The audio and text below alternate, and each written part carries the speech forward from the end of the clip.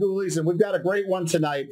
Plan 9 from Outer Space, which I think is perfect for a horror-hosted show. I think it is too. I think they'll enjoy this one. Oh, it's very entertaining. Certainly enjoyable, and was dubbed the worst movie of all time. And Ed Wood is the worst director of all time, which I think is unfair. I mean, of course, the Leonardo DiCaprio Titanic movie hadn't been made yet, so that may take the cake. I was going to make a list of the worst movies of all time. And that would probably be a lot of more modern Hollywood stuff. But we have Plan 9 from Outer Space, dubbed as Bela Lugosi's last film. What Ed Wood had done is take some stock footage of Bela Lugosi walking around a neighborhood, walking around a graveyard, and then Bela Lugosi passed. Ed Wood managed to get the Baptist Church of Beverly Hills to finance this movie, Plan 9 from Outer Space, which was originally supposed to be Grave Robbers from Outer Space. He claims, or at least the movie biopic claims, that the church wanted to change the name because of the reference to grave robbing. All right, so we got what we got. We got Plan 9 from Outer Space. How he got the church to fund the movie? He told them if they make a movie in a commercially proven genre, it would be a big hit. They could take the money from that and make their religious films, and they fell for it.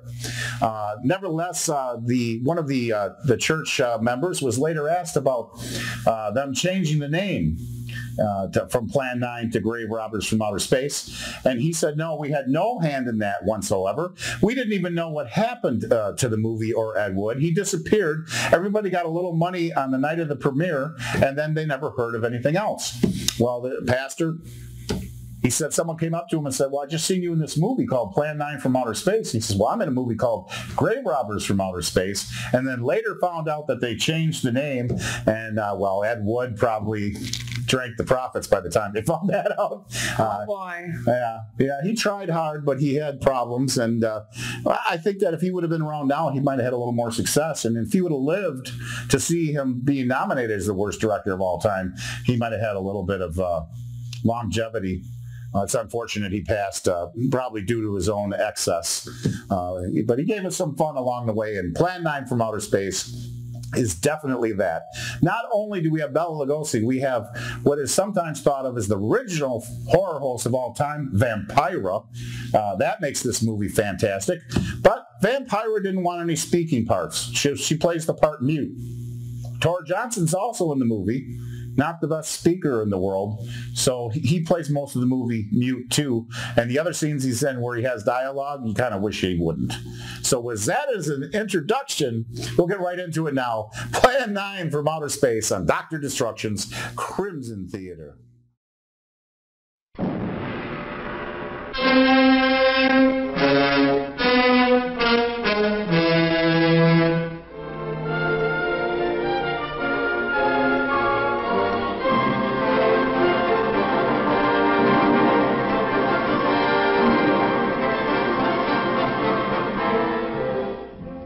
Greetings, my friend. We are all interested in the future, for that is where you and I are going to spend the rest of our lives. And remember, my friend, future events such as these will affect you in the future. You are interested in the unknown, the mysterious, the unexplainable. That is why you are here. And now, for the first time, we are bringing to you the full story of what happened on that fateful day. We are giving you all the evidence based only on the secret testimony of the miserable souls who survived this terrifying ordeal. The incidents, the places, My friend, we cannot keep this a secret any longer. Let us punish the guilty. Let us reward the innocent. My friend, can your heart stand the shocking facts about grave robbers from outer space?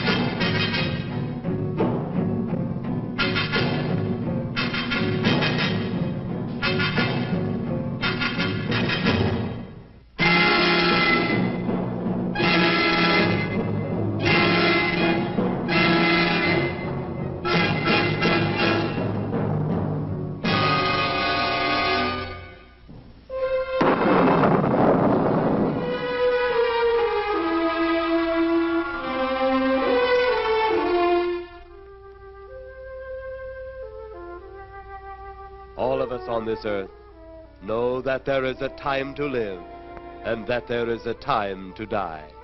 Yet death is always a shock to those left behind. It is even more of a shock when death, the proud brother, comes suddenly without warning. Just at sundown, a small group gathered in silent prayer around the newly opened grave of the beloved wife of an elderly man. Sundown of the day, yet also the sundown of the old man's heart. For the shadows of grief clouded his very reason.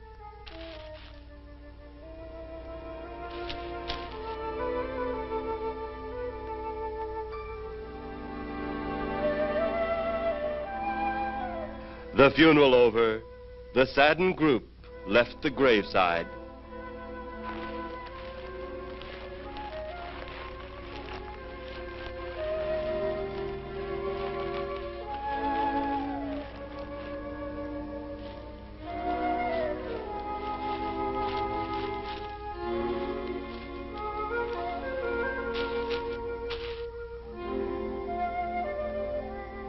It was when the gravediggers started their task that strange things began to take place. 15 to 4. Yep, right on schedule. There's the old San Fernando Valley out there now. You better radio in for landing instructions, Danny.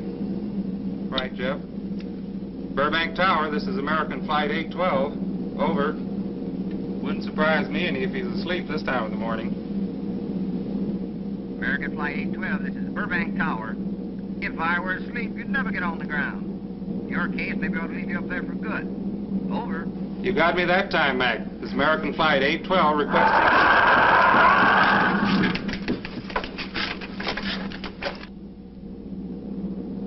Burbank Tower to American Flight 812. Over. Burbank Tower to American Flight 812. Over. Holy mackerel. Burbank Tower to American Flight 812. Are you in trouble? Trouble? Take a look for yourself. What in the world? That's nothing from this world. Burbank Tower to American Flight 812. Are you in trouble? Are you in trouble? Mayday, mayday. Stand by, Burbank Tower. You suppose a passenger saw it? I doubt it. Most of them are asleep. But it was quite a jolt, Jeff. I'll check. Good. We'll get it ready for landing. And keep it quiet until we get instructions. Right. Okay, Danny. American Flight 812, reporting to Burbank Tower. Over.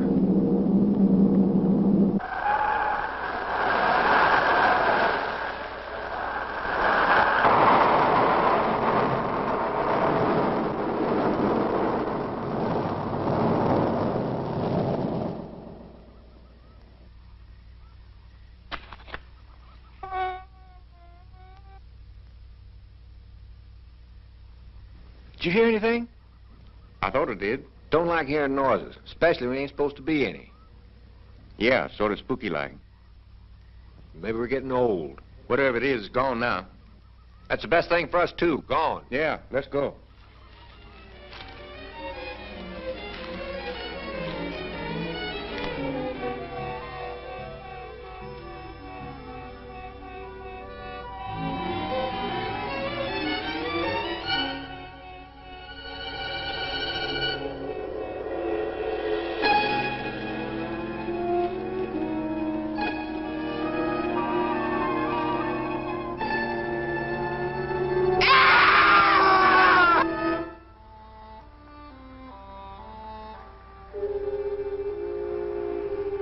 The grief of his wife's death became greater and greater agony.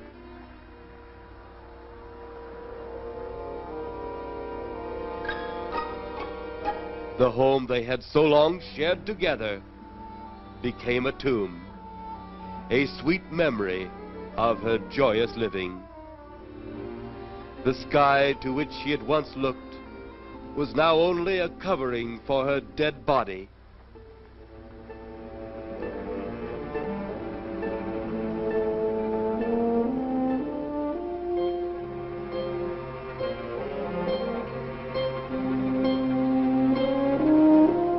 The ever-beautiful flowers she had planted with her own hands became nothing more than the lost roses of her cheeks.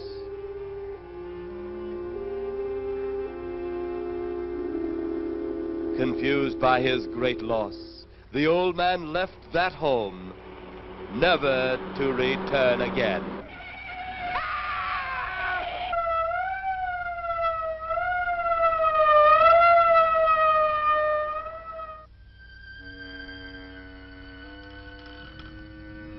At the funeral of the old man, unknown to his mourners, his dead wife was watching.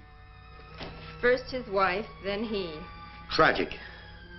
Tell me something. Why was his wife buried in the ground and he sealed in a crypt? Something to do with family tradition, a superstition of some sort. Oh. Well, it's getting dark. Let's be on our way.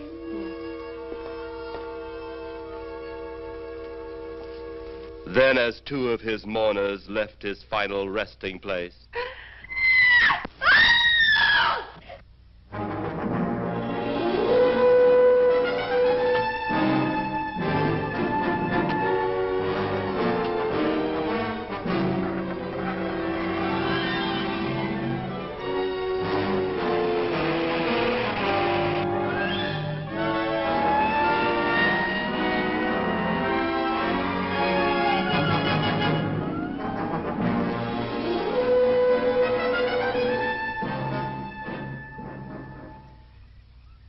minutes later, the police, led by Inspector Daniel Clay, arrived at the scene. Who found them? The man and girl. Medical examiner been around yet? Just left. The morgue wagon ought to be along most any time. You get their statement? Yeah, much as we could. They're pretty scared. Finding a mess like this ought to make anyone frightened. Have one of the boys take the guy and the girl back to town. You take charge. Okay, Inspector. What are you going to do? Look around a little. It's pretty dark out there. Once you get beyond the range of those lights, you won't be able to see your hand in front of your face. I will get one of the flashlights from the patrol car. Okay, be careful, Clay. I'm a big boy now, Johnny.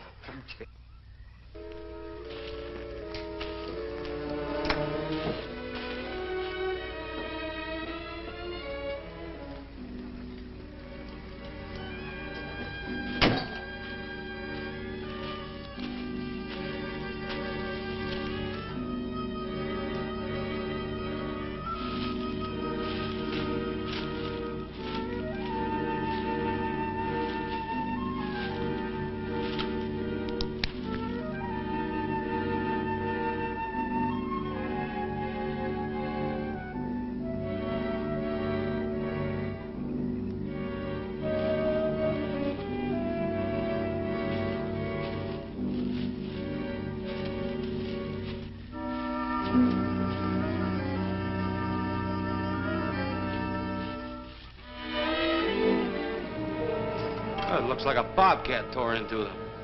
Yeah.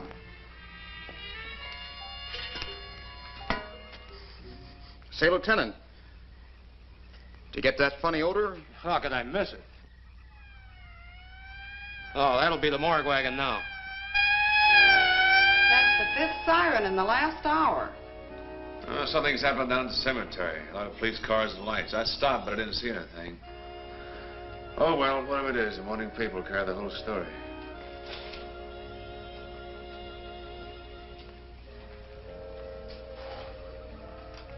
You seem to still be up there somewhere. Maybe I am. I don't think I've ever seen you in this mood before. I guess it's because I've never been in this mood before.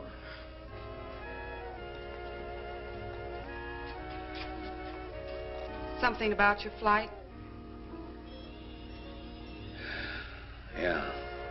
What happened, Jeff?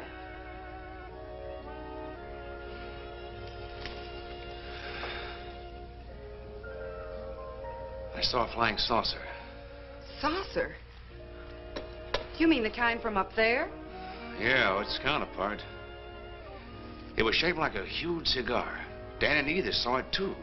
When it passed over, the whole compartment lighted up with a blinding glare. Then there was a tremendous wind that practically knocked us off our course. Well, did you report it? Yeah. I radioed in immediately, and they said, we'll keep it quiet until you land. And as soon as we landed, big Army brass grabbed us and made us swear to secrecy about the whole thing. Oh, it burns me up. These things have been seen for years. They hear. It's a fact. And the public ought to know about it. There must be something more you can do about it. Only there isn't. Oh, but what's the use of making a fuss? But last night I saw a flying object that couldn't have possibly been from this planet. But I can't say a word. I'm muzzled by Army brass. I can't even admit I saw the thing.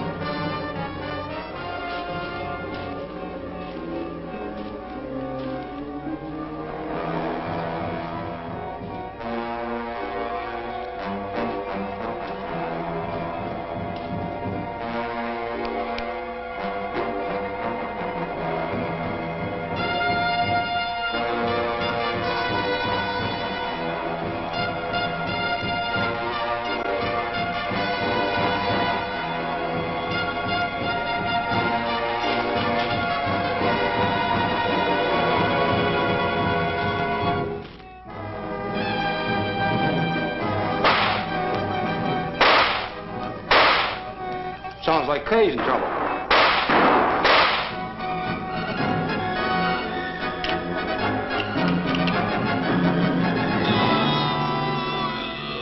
But that apparition we saw had something to do with it. Come on.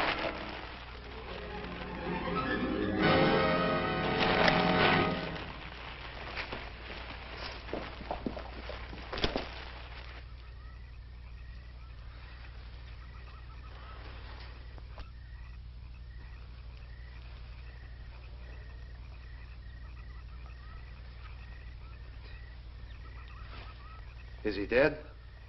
Yeah. He's messed up as bad as those two back there. Suppose that saucer or whatever it was had something to do with this? Your guess is as good as mine, Larry. One thing's sure.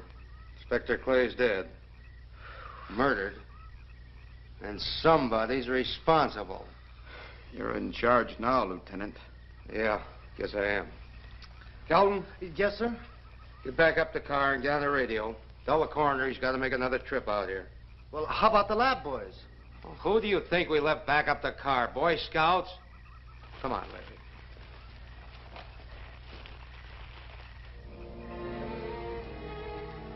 Greater love hath no man than to lay down his life for another.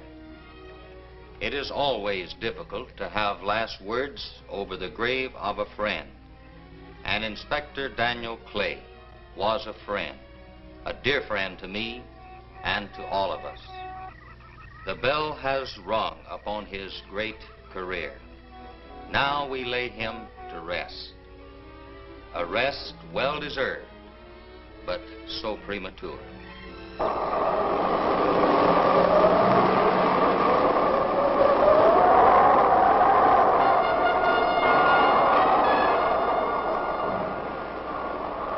People turning south from the freeway were startled when they saw 3 flying saucers high over Hollywood Boulevard.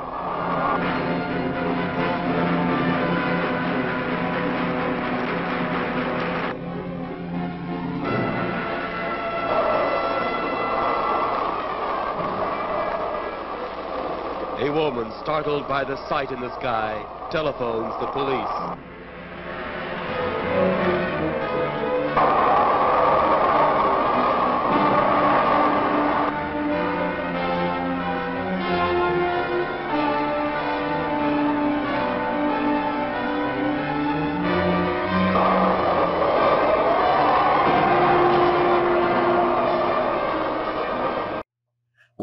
Thought he was making his masterpiece here, and who's to say anything any different? Oh, that's for sure. Absolutely good times here. Flying saucers over Hollywood. I'm sure he figured out by now that science fiction movies were the big seller, yet he still wanted to incorporate the classic horror theme to it with space aliens, all kinds of crazy dialogue. Just another amazing movie, a great cast of characters, and Vampira, the original horror host. Vampira had an extremely successful show in Hollywood, was on the cover of Life magazine, did all kinds of television appearances. You can find them. They thought that a lot of her footage was missing, but actually there's a lot of the stuff that she did. She's probably the premier goth girl queen of all time. Yes. Well, she was doing Morticia Addams at a party, and she got discovered there. And they said, well, we just want you, and we'll change the name and whatnot, even though Vampira is her own entity and probably the original cool, suave vampire woman. There's something about that vampire character that it touches us deep inside, and I think everybody relates and needs that. I agree. I definitely agree. I mean, especially nowadays with the popularity of the goth girl thing. And Vampira was the original. Was in the Guinness Book of World Records for the smallest waist. And it's creepy how she got that, because I guess she used meat tenderizer on her waist to get it that small, and a corset. So if you see some pictures, it's quite disturbing almost how tiny her waist was in those pictures. I have seen some pictures. It's surprising. It's tiny. Well, she said a lot of, what does she call it, cheesecake model pinup stuff. She was actually a blonde, okay? And she had done a lot of that sort of thing, and she really got into the character. She said she'd like to look right into TV, right into the camera, and like she was hypnotizing the audience, okay? Actually, Vampira, Myra Nervy, she was very good friends with James Dean. And her Orson Welles story, since we'll go a little bit with Orson Welles. I mean, a native of Kenosha, Wisconsin. Orson Welles did a lot of really cool things. And Ed Wood kind of patted himself after Orson Welles, which even got a laugh out of Vampira when they told that. She says he wanted to be Orson Welles, and she's like laughing. Well, Vampira had dated Orson Welles, okay? So that's another connection she had.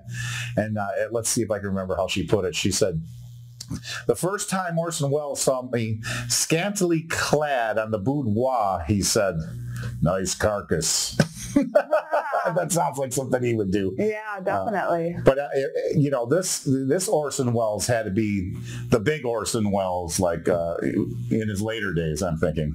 So interesting story there. But to hear her tell it, if you can find the documentary, The Haunted History of Ed Wood, The Haunted Hollywood History of Ed Wood, something like that.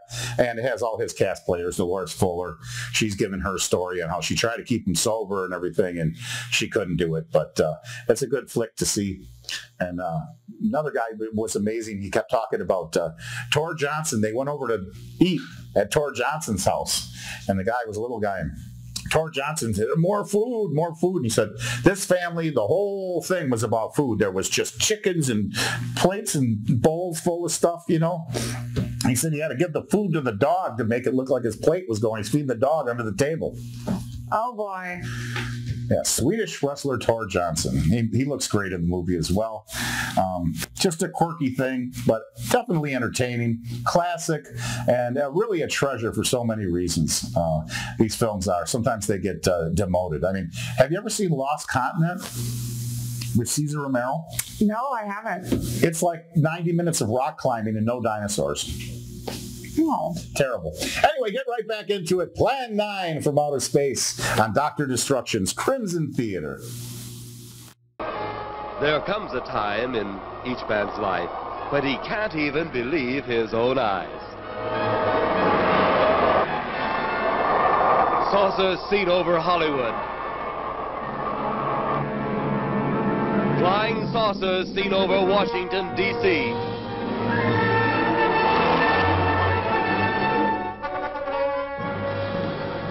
The Army convoy moved into the field.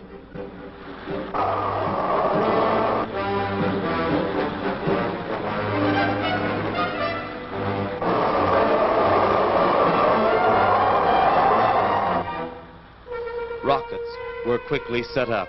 Colonel Tom Edwards, in charge of saucer field activities, was to make the greatest decision of his career. He made that decision.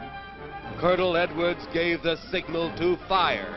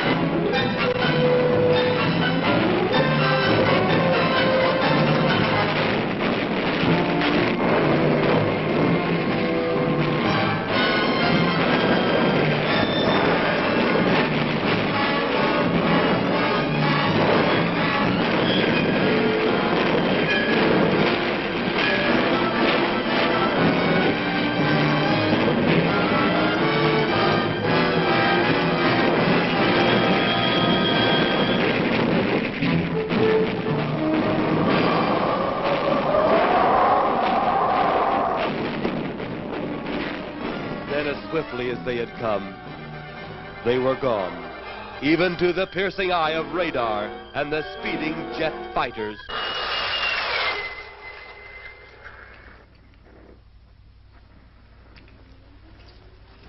Quite a sight, wasn't it, sir? A sight I'd rather not be seeing. Are you worried about them, sir? Well, they must have a reason for their visits. Visits? Well, that would indicate visitors. The big gun's the usual way of welcoming visitors. We haven't always fired at them. Oh? For a time, we tried to contact them by radio, but no response. Then they attacked a town.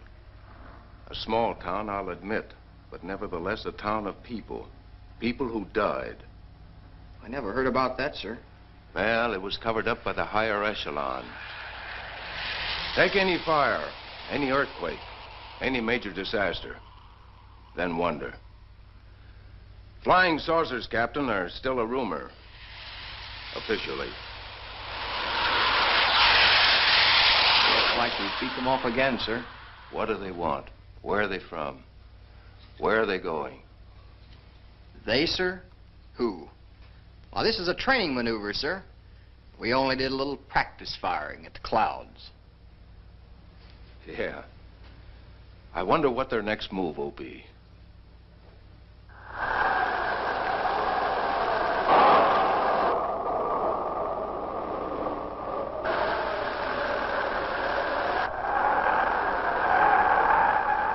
What will their next move be?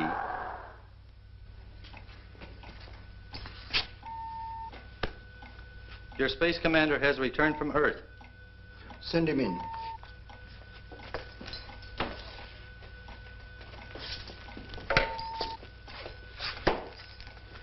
You have your report? We had to pull in here to Space Station 7 for regeneration. We're returning to the planet Earth immediately thereafter. What progress has been made? We contacted government officials. They refuse our existence. What plan will you follow now? Plan 9. It's been absolutely impossible to work through these Earth creatures. Their soul is too controlled. Plan 9. Ah, yes. Plan 9 deals with the resurrection of the dead. Long-distance electrode shot into the pineal pituitary glands of recent dead. Have you attempted any of this plan as yet?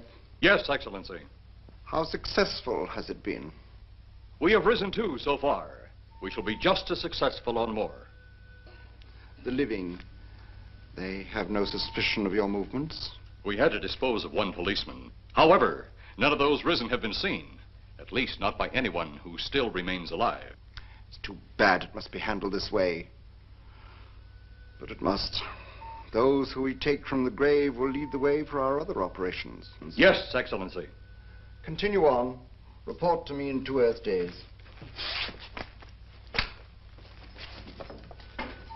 I feared His Excellency wouldn't take our report this well. Well, had he been dealing with our own people, his reaction would have been completely different. He understands the difficulties of the Earth race. What do you think will be the next obstacle the Earth people will put in our way? Well, as long as they can think, we'll have our problems. But those whom we're using cannot think. They are the dead, brought to a simulated life by our electrode guns. You know, it's an interesting thing when you consider the Earth people who can think are so frightened by those who cannot, the dead. Well, our ship should be regenerated. We better get started.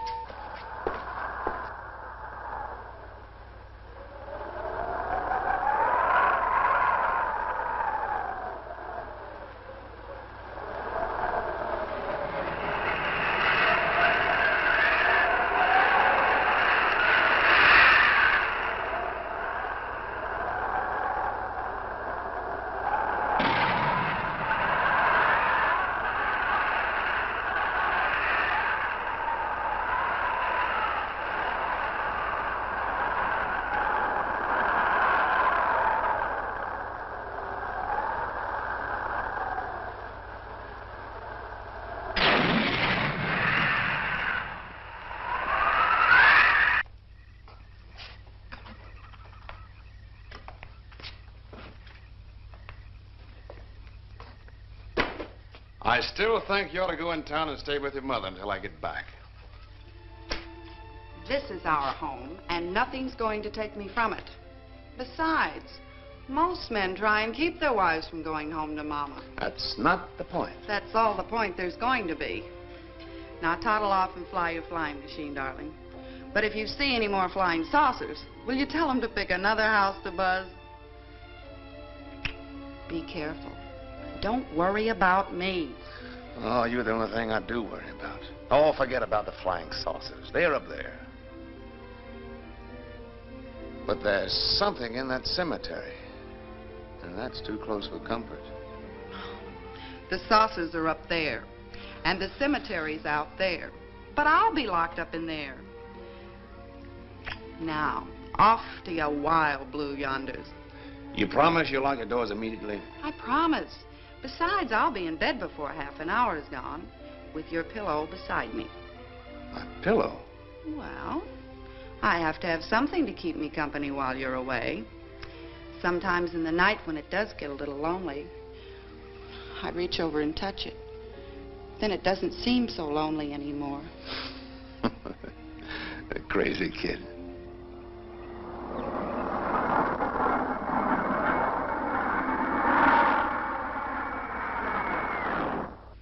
I do love you, darling.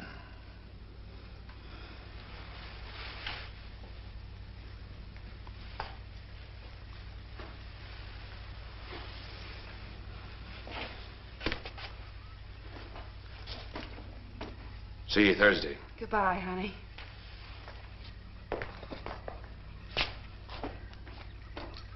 You know I'm not leaving you here until you're locked safely inside. All right, darling.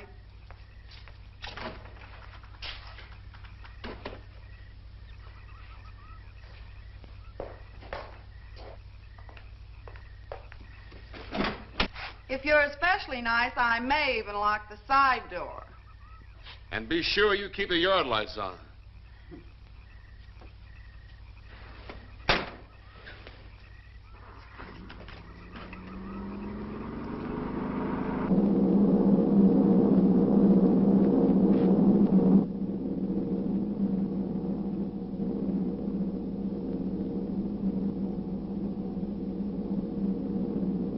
You're mighty silent this trip, Jeff. You haven't spoken 10 words since takeoff. I guess I'm preoccupied, Danny.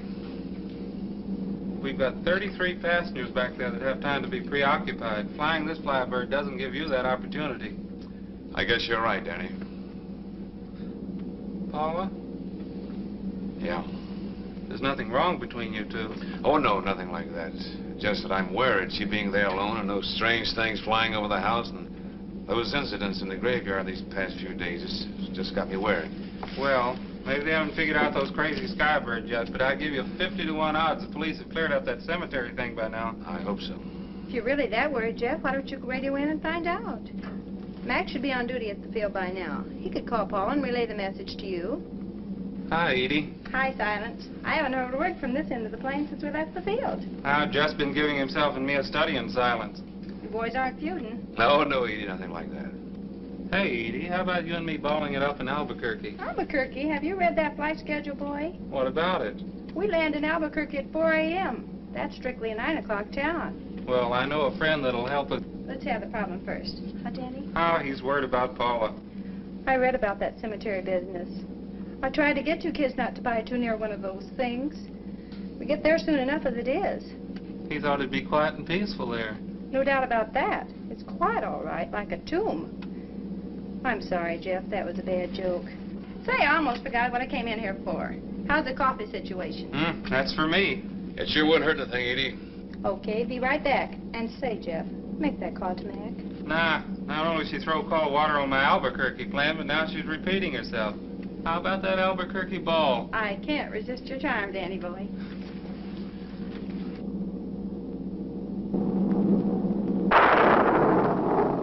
Residents near the cemetery paid little attention to the blast of thunder and the flash of lightning. But from the blast arose the moving figure of the dead old man.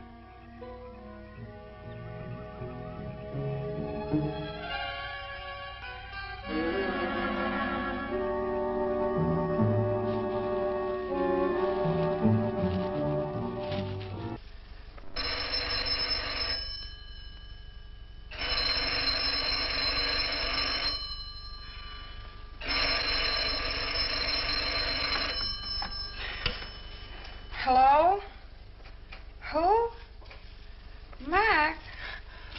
Well, hi, Mac. Sure, I'm all right. I just fell asleep. Tell Jeff I'm all right. Okay, Mac. Thanks for calling. Good night.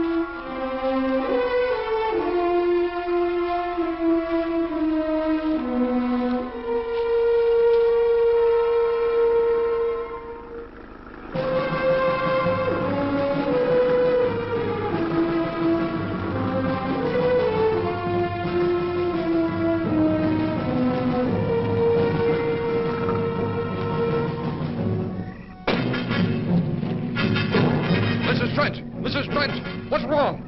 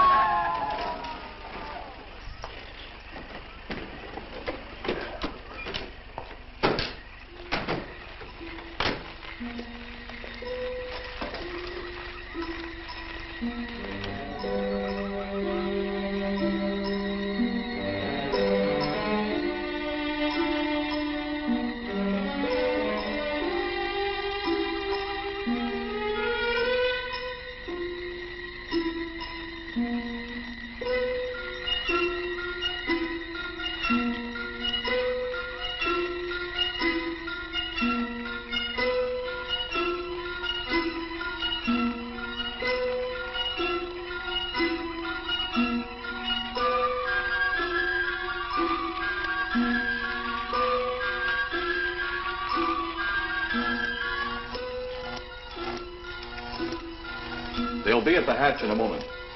You can open it now, Tanner.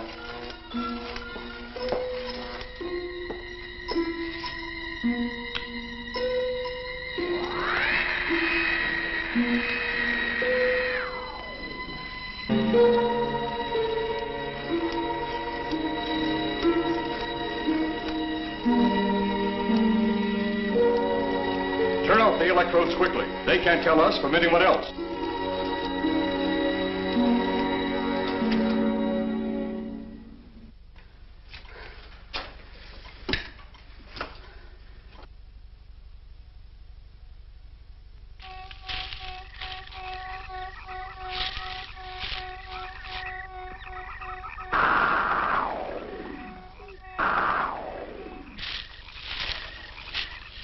It's tough to find something when you don't know what you're looking for. I don't think the lieutenant does either. Then what are we doing out here? I was off duty an hour ago. Oh, don't ask me any questions. I'm just a hard hand just like you.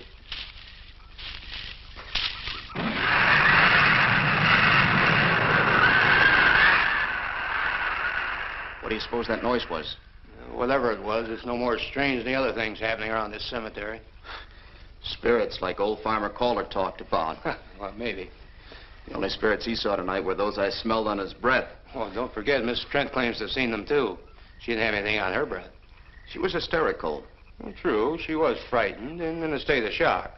But don't forget that torn nightgown and the scratched feet. Yeah, I hadn't thought of that. Guess that's why you're a detective lieutenant and I'm still a uniformed cop. Sometimes it's only the breaks, Larry. Meantime, let's get... Lieutenant, did you hear that? How could we help it? It sure was strange. Know what it was? No more than you do. If it went for orders, I'd get out of here right now. It was a saucer. A flying saucer? What makes you say that? Do you remember the noise we heard the other night? We were knocked to the ground. How could I forget? Exactly. But you're not remembering that sound. There you're wrong, Lieutenant. I'm with the fact the sound is similar, but what about the blinding light? Well, haven't you heard? Been many times the saucer hasn't had a glow.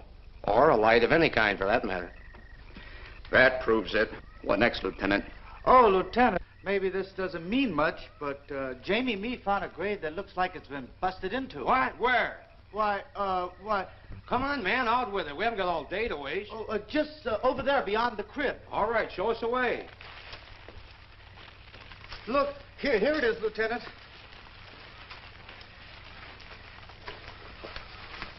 It's been broken into, all right. Strange. If someone had broken in, the dirt should be piled up here somewhere. It looks like it's fallen into the grave. Larry, you'll be out of uniform before you know it. Do we have the right to look down there, Lieutenant? Technically, no. No? Well, this spot looks familiar, though. We shouldn't investigate any further without the permission of next of kin. Let's go get it. How? I see what you mean. The gravestone's down there. Well, let's go down and find out whose grave it is.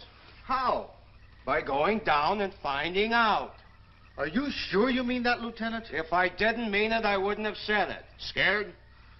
Well, why do I always get hooked up with these spook details? Monsters, graves, bodies. Oh, all right.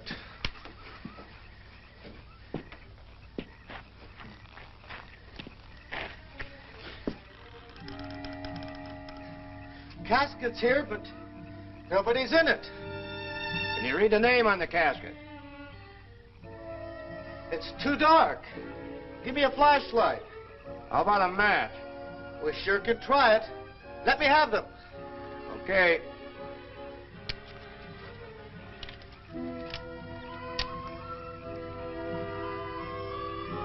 It's Inspector Clay's grave, but he ain't in it.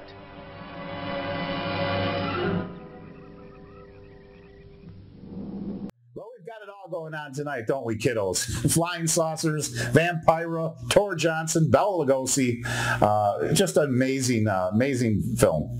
And I do give praise and perks to Tim Burton's movie. It's a lot of fun. It's just not that factual about a lot of things. Bela Lugosi was not known to swear like he did in Ed Wood. Okay. The movie, the biopic. So, again, Bela Lugosi Jr. was not too happy with that. You know, Bela Lugosi Jr., I believe he was an entertainment lawyer in his later years, probably to protect his dad's legacy with anything with Lugosi's image, and as he should have, because Lugosi really was the best one out of the lot, I think. And I love them all. It's no discredit to Cheney's or or Boris Karloff, but Lugosi just had something different about him, concentration in his acting ability. I wish I would have seen a better Frankenstein Meets the Wolfman, with him in his speaking role. Again, we're talking about the fact that he was supposed to have Igor's brain in the monster. Bela Lugosi played Igor. The brain goes in the monster at the end of Ghost of Frankenstein, which is the movie that precedes Frankenstein Meets the Wolfman. So it made sense for Bela to play the monster, but I think they sabotaged him because I think a Bela Lugosi Frankenstein monster would have stole the show in the later period, because that monster could have been so evil, an evil that we probably didn't really end up seeing until something like Freddy Krueger. And that's another, Robert Englund is another amazing actor, and he's I'd say certainly a representation of a really good theatrical actor that ended up getting cast in a horror movie part, and then that became his thing. But he's quite capable of greatness. Oh, absolutely. He's got a lot of different trades that he has going on for him. Well, whether it was Karloff, Lugosi, or even Lon Chaney Sr., Vincent Price, all those guys, they started out in very legitimate parts. Vincent Price, they wouldn't give him leading man parts. They didn't like his style. They wanted more of a Cary Grant than a Vincent Price. But he ended up finding his niche in the horror films, and he's pretty much untoppable too, I have to say. Wouldn't it have been something to see Bela Lugosi and Vincent Price in a film together? That would be interesting. We never got that, though, unfortunately. But we have a good collection of these horror films which are endeared by fans, the fun of them. Again, it must be a need that we have deep inside for these things, and that's why the genre continues. And you're going to continue right now with Plan 9 from Outer Space. No matter how hard you don't want to watch this movie, you're going to be glued to it. But meanwhile, at the Pentagon in Washington, D.C.,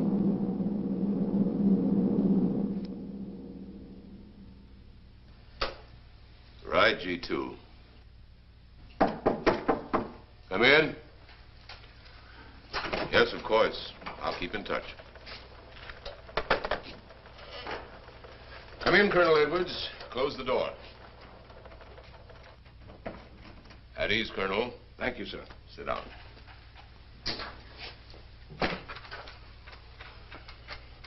I understand, Colonel, you've been on tap for many of our saucer attacks. I'm in charge of field operations, sir. You believe there are such things as flying saucers, Colonel? Yes, sir. You've seen them? Yes, sir. You realize there's a government directive stating that there is no such thing as a flying saucer? Yes, sir. You stand by your statement that you've seen flying saucers? Well, yes, sir. This could mean a court-martial, admitting this against direct orders. General Roberts, may I speak freely? You may. How could I hope to hold down my command if I didn't believe in what I saw and shot at? I like you, Colonel. Thank you, sir. There are flying saucers. There's no doubt they are in our skies. They've been there for some time. What are we going to do about them? Who knows? Then, they really are there. I thought you were convinced of that. I am. We've had contact with them. Contact? How? Radio. They speak our language? Well, not quite. We've received messages from their spaceships. For a while, it came in as just a lot of jumbled noise. And now, sir? Well, since they first tried contact with us by radio, we've developed a language computer. A machine that breaks down any language to our own. General, what's this all got to do with me?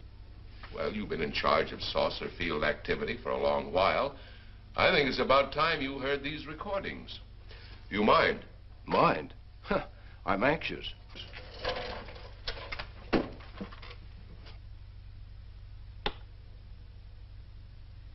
This is Eros, a space soldier from a planet of your galaxy. I fully realize our language differences. However, I also know you finally have perfected the dictorobotery, or as you on Earth call it, the language computer. So you can now understand that which I speak. Since the beginning of your time, we have been far beyond your planet. It has taken you centuries to even grasp what we developed eons of your years ago. Do you still believe it impossible we exist? You didn't actually think you were the only inhabited planet in the universe. How can any race be so stupid? Permit me to set your mind at ease. We do not want to conquer your planet, only save it. We could have destroyed it long ago if that had been our aim. Our principal purpose is friendly. I admit we have had to take certain means which you might refer to as criminal. But that is because of your big guns which have destroyed some of our representatives. If you persist in denying us our landings, then we must only accept that you do not want us on friendly terms. We then have no alternative but to destroy you before you destroy us. With your ancient, juvenile minds, you have developed explosives too fast for your minds to conceive what you are doing. You are on the verge of destroying the entire universe. We are a part of that universe. This is our last...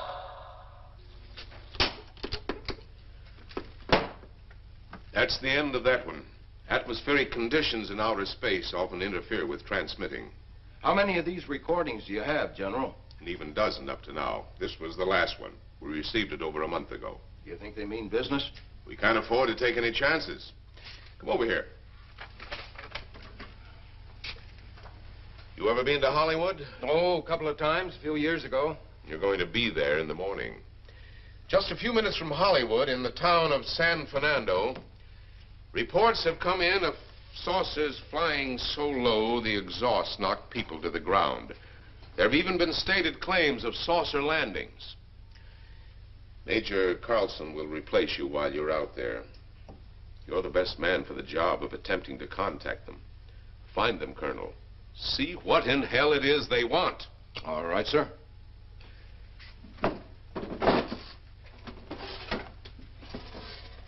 These are confidential reports, Colonel. Read them over carefully on the plane. Turn them over to intelligence when you get to Los Angeles. They'll have further orders for disposition. Yes, sir. Colonel Edwards, Yes, sir. Good luck. Thank you, sir.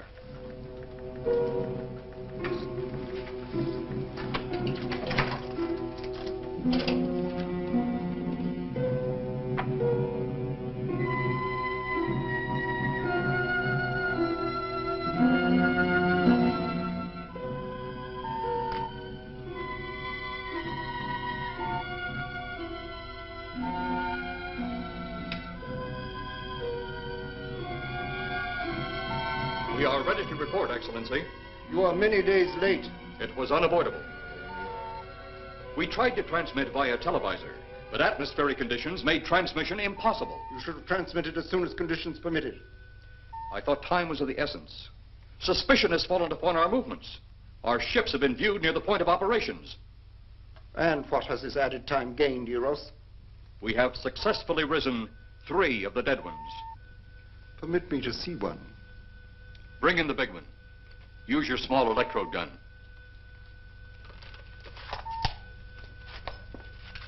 I have taken 2 ships from your command.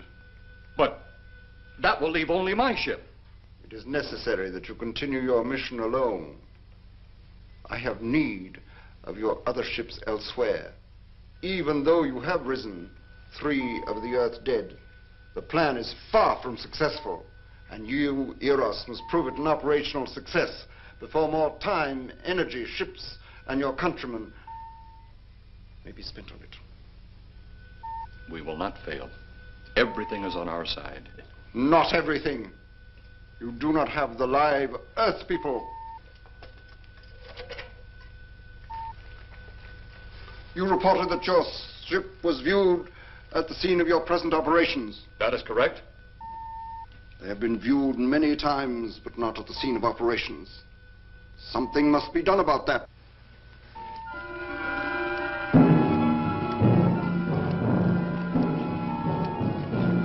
Stop him, Tanner. He's close enough. Turn off your electrode gun. No! No! Stop him, Tanner! I can't get it. It's jammed. Stop him, you fool! Drop the gun to the floor, Tanner. The metal will break contact.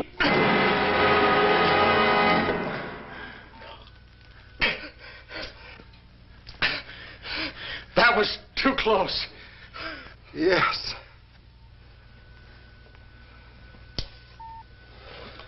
Bring the giant here that I may get a better look at him.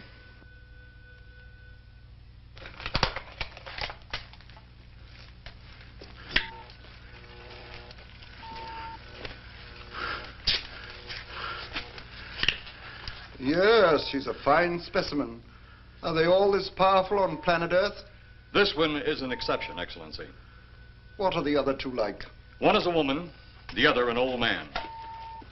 An old man, you say? Yes, Excellency. This gives me a plan. Put the big one away. Pick up your electrode gun. Make sure it's in working order before pointing it at him. Whatever made it jam seems to have been cleared by the fall. Take him back to the ship.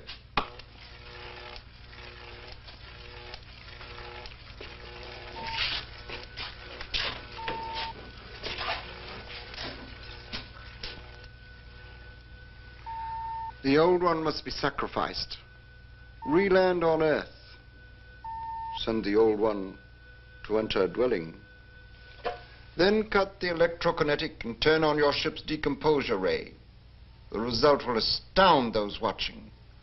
Astound them enough to delay their intention until you have gained your other recruits from the cemetery. Yes, Excellency. It'll be done. Report to me when this has been accomplished.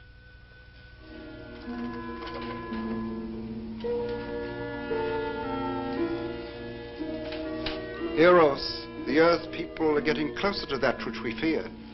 Since they will not listen or respect our existence, they cannot help but believe our powers when they see their own dead walking round again, brought about by our advancement and such things. As soon as you have enough of the dead recruits, march them on the capitals of the Earth. Let nothing stand in your way. Their own dead will be used to make them accept our existence and believe in that fact.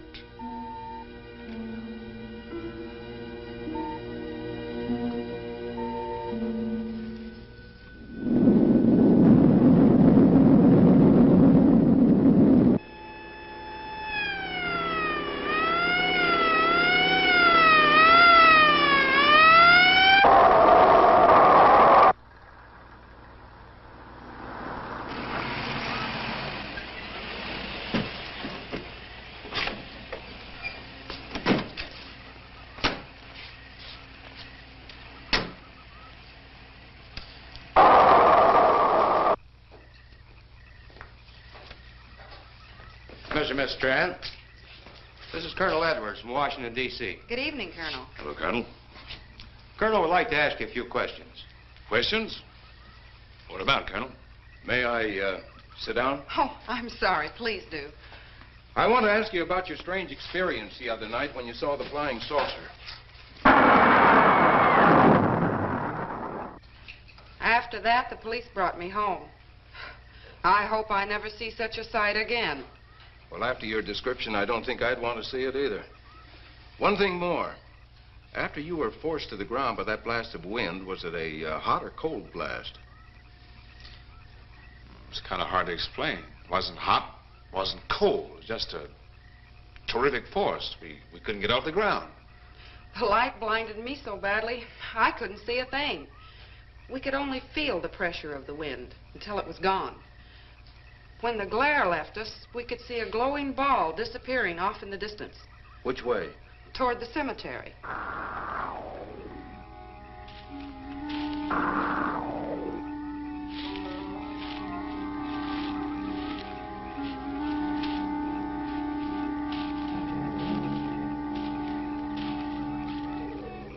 This is the most fantastic story I've ever heard. And every word of it's true, too. That's the fantastic part of it. Colonel, we found a lot of suspicious things out in that cemetery. But then again, didn't find anything to base a fact or suspicion on. Hey, do you hear anything?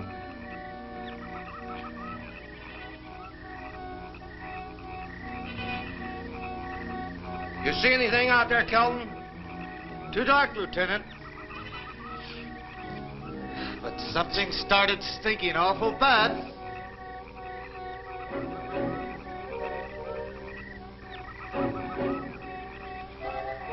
There's something out there.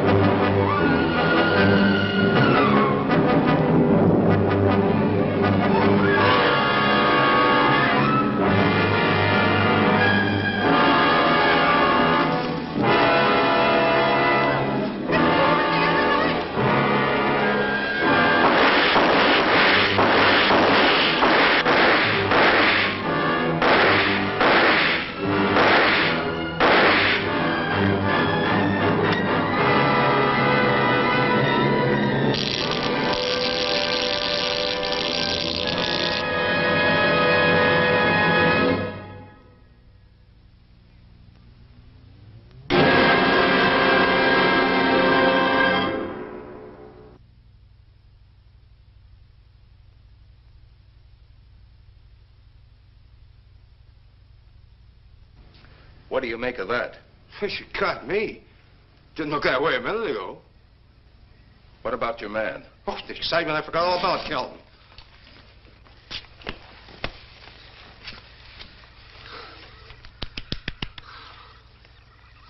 He'll be all right in a few minutes. Did you see that thing? Did you get it? We got it. What was it? It didn't fall. I fired every bullet I had. So did I. I don't know what it was or what happened. But unless that bag of bones over there can reassemble itself, it's out of the running now.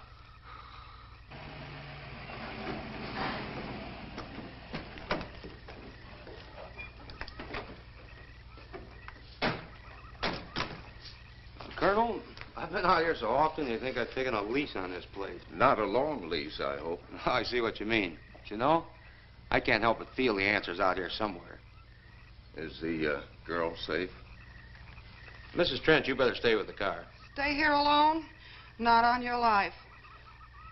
Modern women. Yeah, they've been that way all down through the ages, especially in a spot like this. Cal. Yes, sir. Stay with Mrs. Trent. All right, Lieutenant. Now, you stay close to the officer, honey. I'd feel safer with you.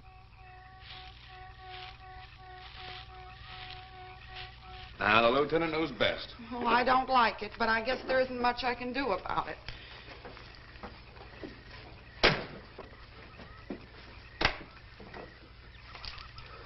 You have a gun? No. You know how to use one? After 4 years in the Marine Corps? Here. You think we'll need these? You never tell. Let's get going.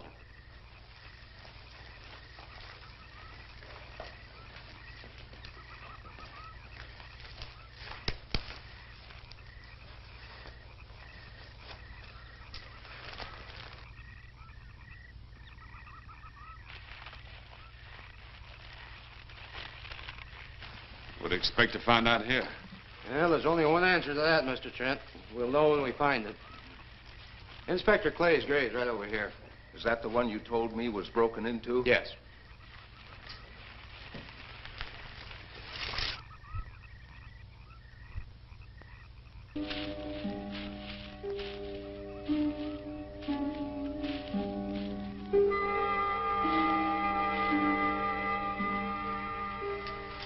This it? Yeah.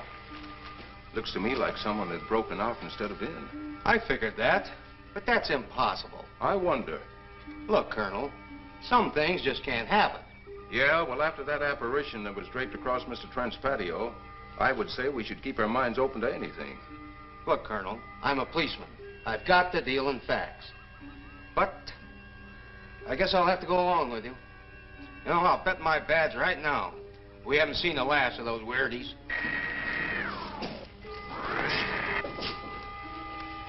They'll discover our ship soon. You're going to let them find us? It's the only way. These are the same men who have been so close so often. They must be halted before they can inform others about us. But there were others in the car. They'll be taken too. Send the big one for the girl and the policeman. I'll turn on the dictorobatary so we may converse with them.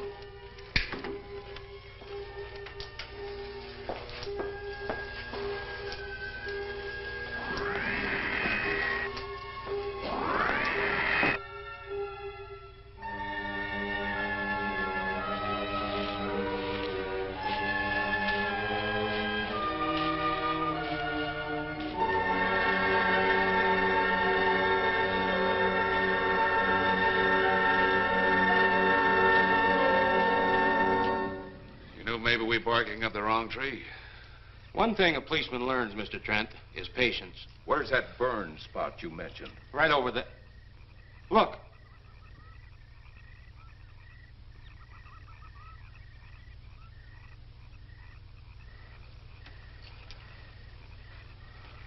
We'll investigate, but move carefully.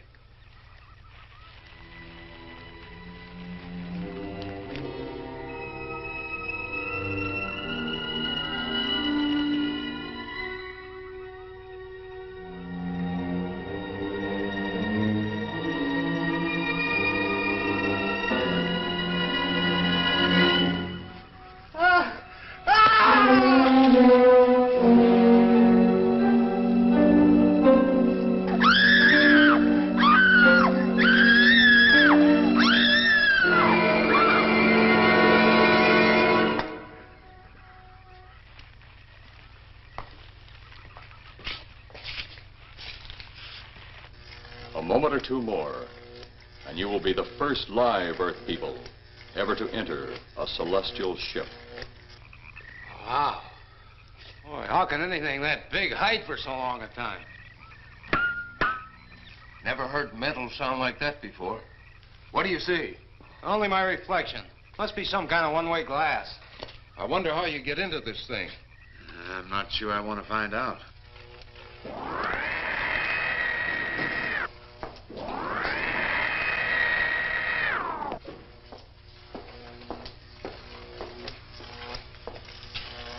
They're just outside.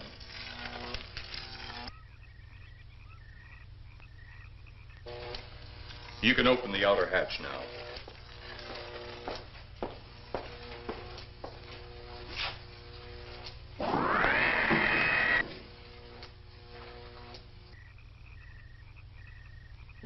Look out! You going in that thing? That's what we're here for. I don't know. The way these things speed around, we might just get in there and off it goes. That's a chance we take. Well, I took a chance on those earlier airplanes. Might just as well see what the inside of one of these looks like. Got your guns ready? I'll tell you one thing. If a little green man pops out of me, I'm shooting first and asking questions later.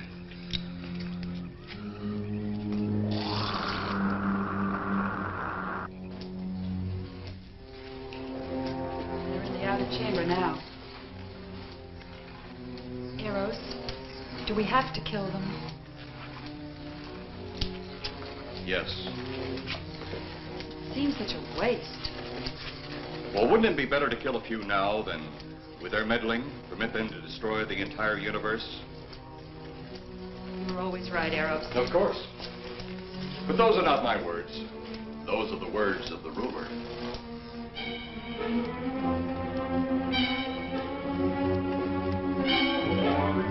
You two stay right where you're at.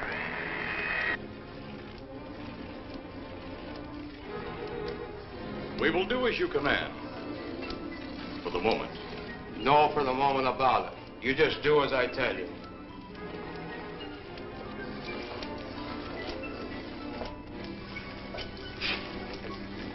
You do not need guns. Maybe we think we do. They would be of no use to you now. They've been mighty useful before on flesh and blood. And you two look like you've got a lot of both. True, they would be effective upon us. If you were to have the opportunity to use them... Mister, if you don't get away from that control board, I'll show you just how effective they can be. Shall we talk now or wait? Your friends will be here shortly. What friends? Those you left at the vehicle. If you've done anything to Paula... Take it easy, Mr. Trent. Oh, I assure you no harm has come to her. Would you like to see? Next time you try that, I won't aim at the board. You're a headstrong young man.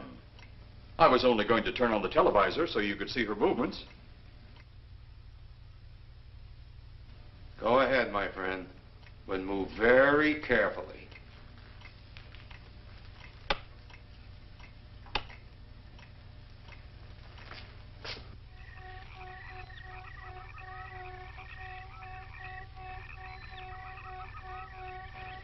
She's only fainted.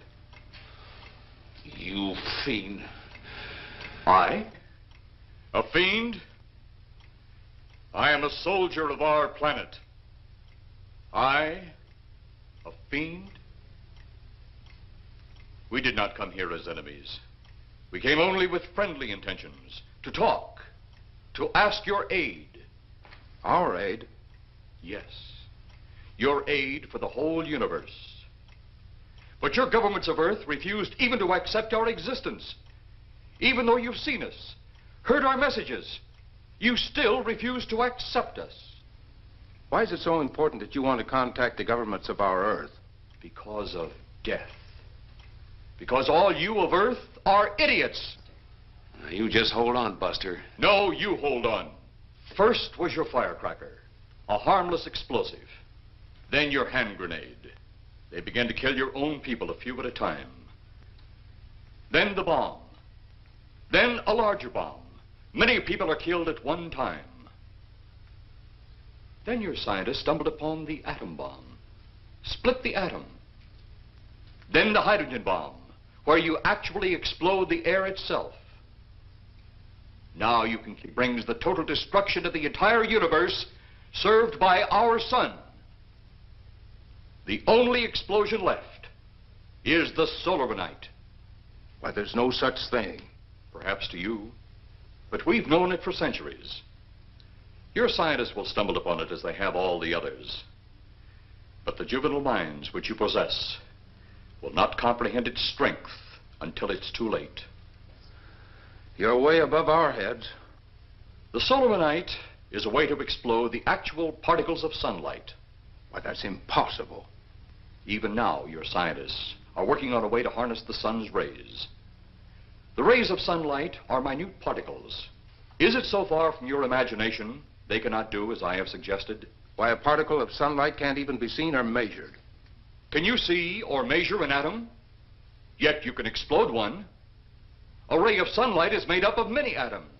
So what if we do develop this solar-night bomb? We'd be even a stronger nation than now. Stronger. You see? You see? Your stupid minds. Stupid! Stupid! That's all I'm taking from you. Get back here, you fool! Let him finish.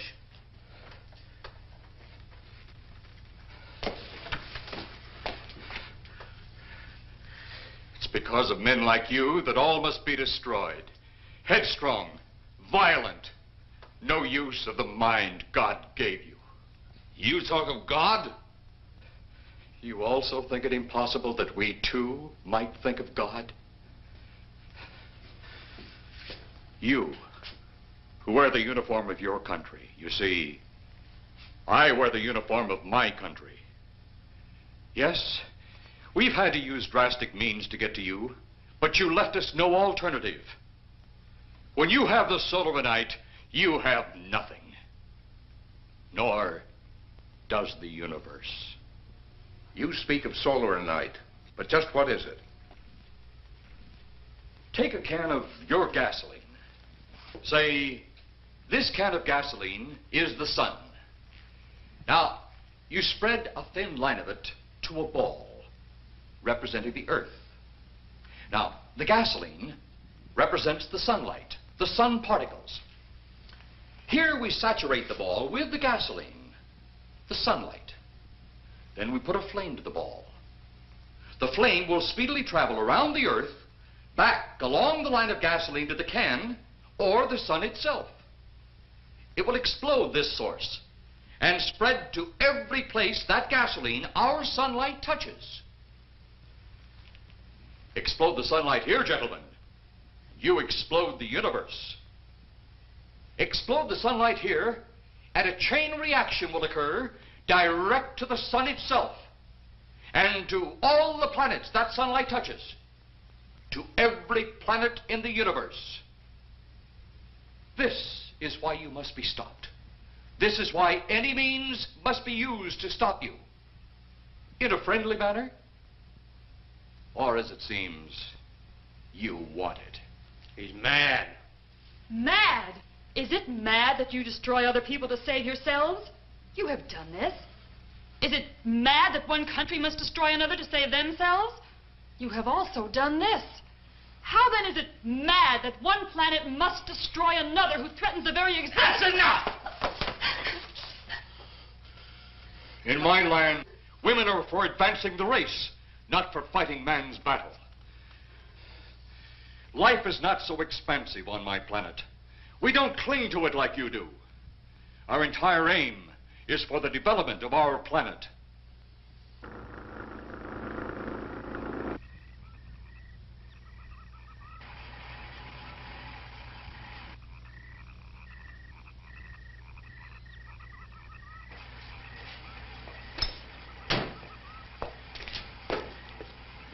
What happened to you? How come you're all alone?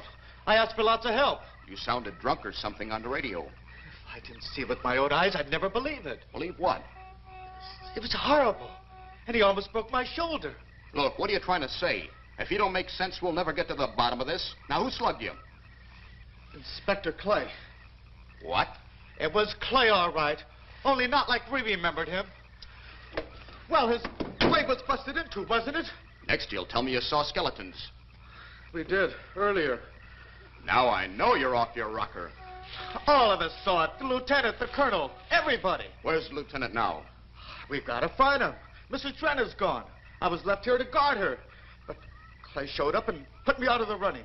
And the second time tonight, and I'm getting darn tired of it. Which way were they going? Off that way. Come on.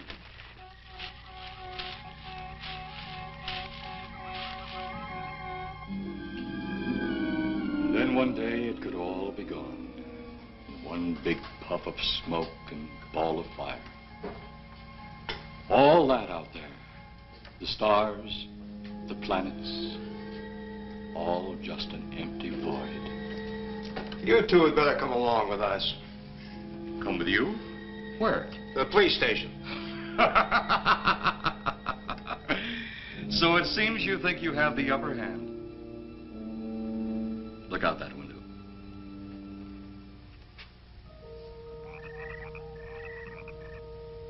Jeff.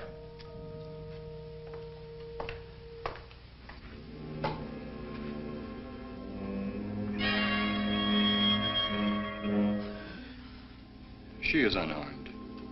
But he would kill in seconds if I so choose.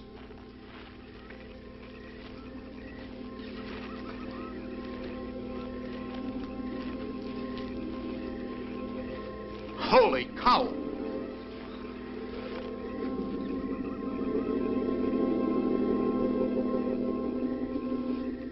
Look there.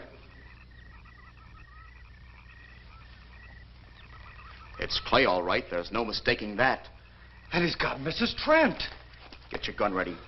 From all I've seen tonight, guns won't do any good. Clay is dead, and we buried him.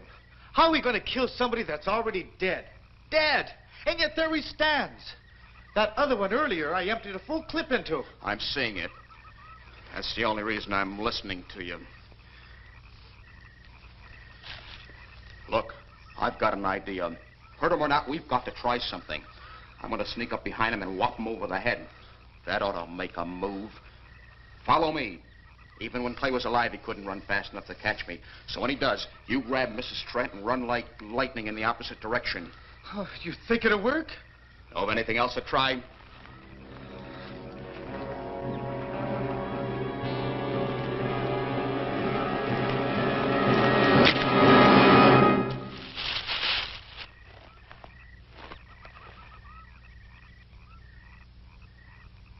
Oh, I'll be all right. Take care of the others. Your men have felled the big one. This could only happen because the electrode ray is off. He'll walk again when I turn it on. Hold it. Right there. Suppose the lieutenant and the others are in that thing. Well, supposing there are Martians or something in there.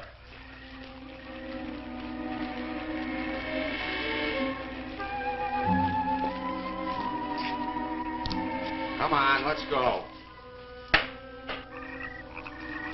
Open up in there. Open up. Get that door open. Colonel, I wouldn't know one switch from another.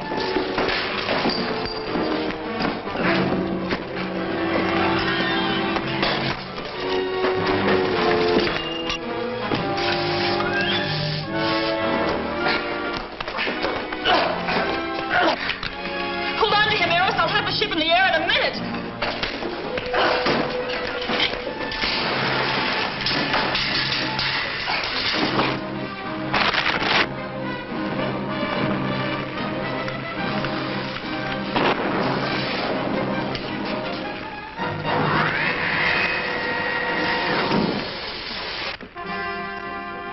Get out of here, Jeff. The ship's on fire.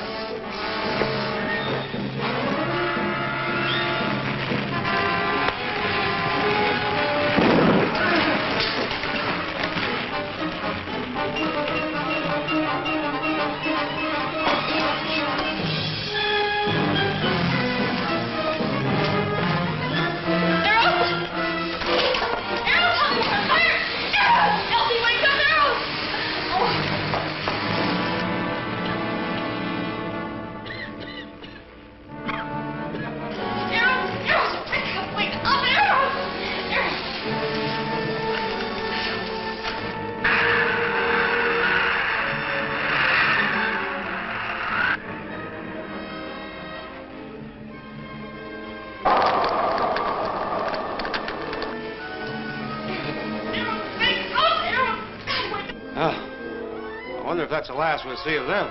Perhaps. But sooner or later, there'll be others. Look.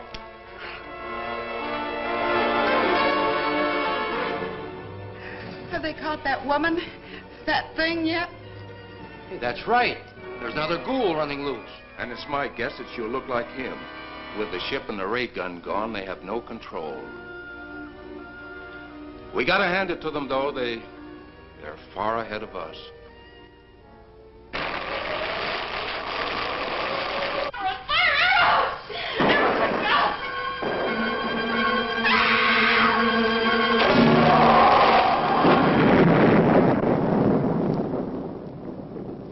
My friend, you have seen this incident based on sworn testimony. Can you prove that it didn't happen? Perhaps on your way home, someone will pass you in the dark, and you will never know it, for they will be from outer space. Many scientists believe that another world is watching us this moment. We once laughed at the horseless carriage, the airplane, the telephone, the electric light, vitamins, radio, and even television. And now some of us laugh at outer space.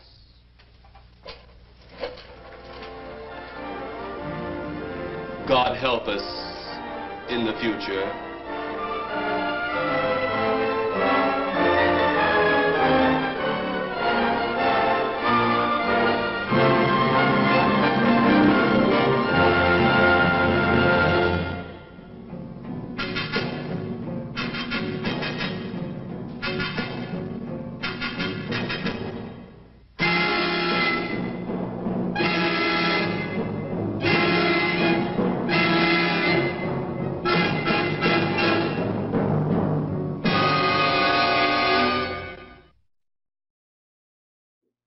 Well, I hope you enjoyed tonight's horrifying melodrama, Plan 9 from Outer Space. And why do I call them horrifying melodramas? Because back when I was young, they would have the write-up about the movie, whether it was The Wolfman or Plan 9 from Outer Space, and they would not say horror or terror, thriller, none of that. It said melodrama, which is interesting. I suppose you could say that that's probably implied as not to be taken 100% seriously. I don't think they took these as seriously as what they thought maybe their other films were. But quite interesting stuff. I used to live for those on television. Are you kidding me? When I was a young ghoulie, the first thing I'd do was run to the store on Friday. You'd get the brand new TV guide and see what creature feature was playing. Well, pretty soon everybody was doing a creature feature, and you had your horror host Sven Gooley, Dr. Cadaverino from Milwaukee, an all-time favorite. And then the one other thing that was really pretty magic, well, bittersweet. I was a huge fan of Dark Shadows. Of course, I was in 5th grade, and I went to school in the morning. Well, first grade comes along, and I got to be in school till 3:15, so if I ran home, I might see the credits for Dark Shadows. Destroyed my world. I would have learned a lot more from Dark Shadows than I ever did in the public school system. There's no doubt about it at all. The only thing that made that disaster somewhat rewarding is someone at the local Channel 7 in Chicago came up with the idea to role play the Hammer horror films. And what I'm talking about with that is Peter Cushing and Christopher Lee as Dracula, the Gorgon, and all the great genre of movies that they did from those studios. Pretty interesting stuff. So I got to see all that firsthand, or my first time I watched it. Curse of the Werewolf with Oliver Reed. Anybody ever seen Shelley Winters pour a drink on Oliver Reed on the Johnny Carson show? No. Look that up on YouTube. That's definitely a clip to see. That was a clash of characters, I'll tell you what. I like Oliver Reed, though. I always thought he was an interesting actor, a little boisterous, but some of the best ones are. Anyway, are we out of time? All right, you have a horrifying week. We'll see you next time on Dr. Destruction's Crimson Theater. Cut.